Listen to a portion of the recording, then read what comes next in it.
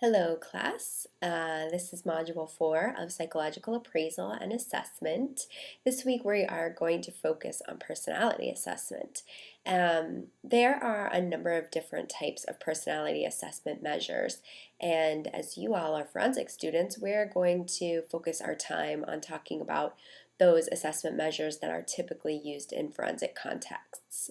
So, what I would like you to do is read carefully through chapter 11 in your text because that chapter covers a lot of different types of assessments that the slides do not cover, and we're not going to explicitly talk about unless you have questions about them because they're more educational or psychoeducationally based, and they're great to know. So you're probably familiar with some of them. They talk about the SAT and the GRE.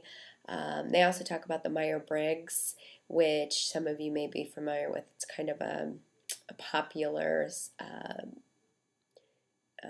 assessment that's used in a lot of kind of job training or trying to figure out what kind of career planning you're going to go down. So there are some really great assessments in there, but because we have a limited amount of time together, we're going to focus on those assessments that I think will be most beneficial to you all as forensic students.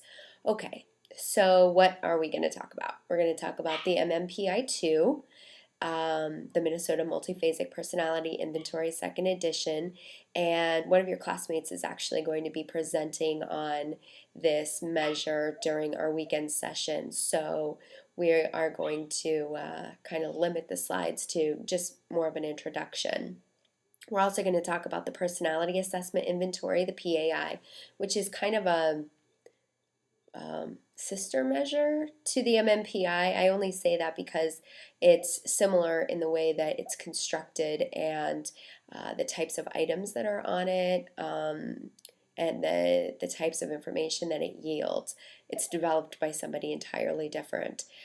We're also going to talk about the Milan scales, and the Milan scales are different from the MMPI and the PAI because they have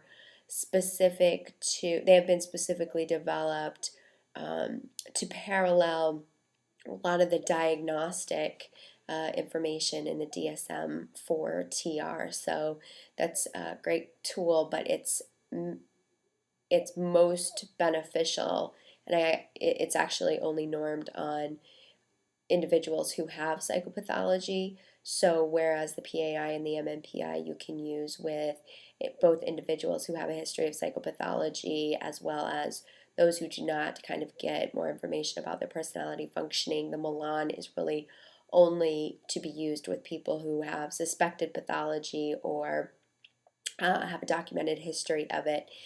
Otherwise, it has a tendency to over diagnose for people who don't have that history.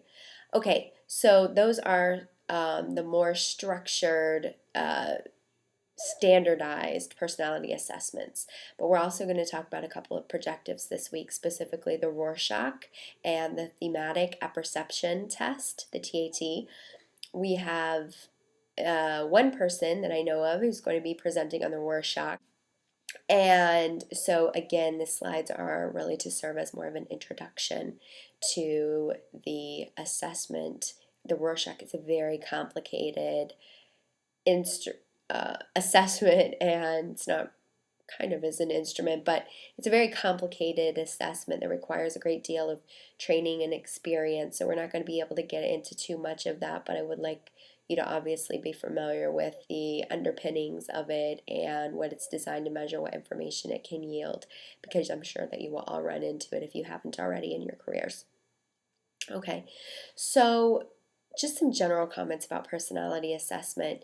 It's a very important aspect of psychological assessment, and I think it's also an area in which we as clinicians get really excited about because we always kind of want to know what the personality of the individual that we're working with is. So because we have such an excitement about it, there might be a tendency or a bias to take the information that we get from these assessments and kind of run with it.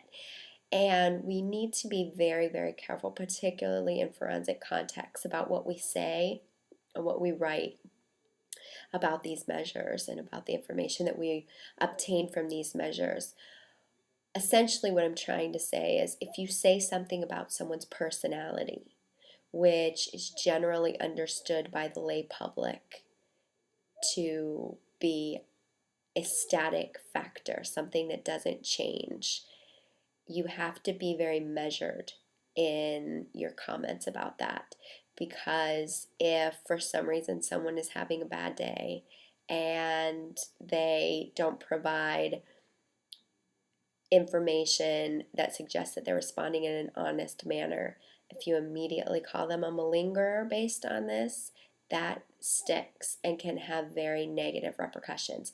And I'm not saying that anyone necessarily does that, but what I am saying is you have to be very careful and very measured about how you use the information, and you have to consider this as just one more piece of data that you have about the person in the larger context of information that you have. So if you know somebody is having a bad day and they're not responding to you properly, maybe don't give them that measure that day. Or if you're reading a report and it describes this person as very guarded, generally speaking, this person is open, but today for some reason they had a bad day and they're more guarded, then you have to take that in consideration when you're reading the results and when you're writing any of this information in any reports that you may write. So as you go through these the lectures this week, the readings, the slides, everything, I really want you to consider the value of the different types of assessments, be it the structured standardized measures or the unstructured, more clinical judgment measures such as the Rorschach and the TAT. Really think about what they offer and also think about what their limitations are, just so you always have that in the back of your mind.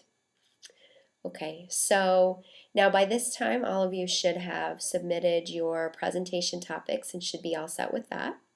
So please begin working on your presentations, because if you have questions, I want to make sure that I have time to address those questions and that you have time to incorporate my responses into your presentations before they're due. So try to get started on them as soon as possible, and please contact me if you do have any questions. I would be glad to answer them. All right, thanks guys. Have a great week.